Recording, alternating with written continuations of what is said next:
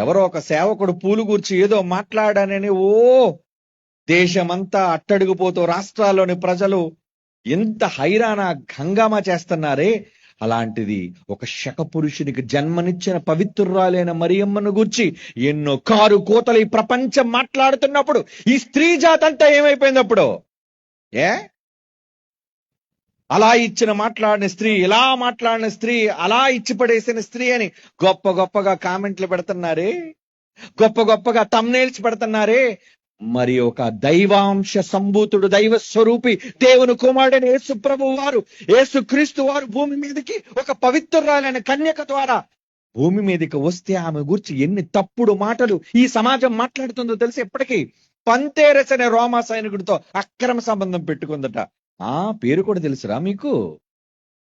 ఏమండి మరియమ్మ ఎవరితో పడుకుందటండి అనడానికి ఈ సమాజానికి ఎలా నోరొచ్చిందండి? క్రీస్తు ప్రేమమూర్తి కాబట్టి క్షమించాడు, అందరినీ క్షమిస్తూనే ఉన్నాడు. అది బ్రతుకున్నంత వరకే, చచ్చాక చెల్లదని ఆట చెల్లదో.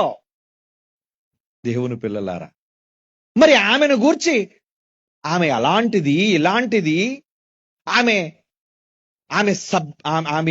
కన్యత్వాన్ని పోగొట్టుకుంది, యేసుప్రభు అక్రమ సంబంధం వల్ల పుట్టాడని మాట్లాడినప్పుడు 2 రాష్ట్రాల్లో గోలెత్తి రంకెలు వేసే స్త్రీ జాతి అంతా ఏమైపోయిందమ్మా? మరియమ్మ స్త్రీ కాదా? మీరు స్త్రీమూర్తులే కదా.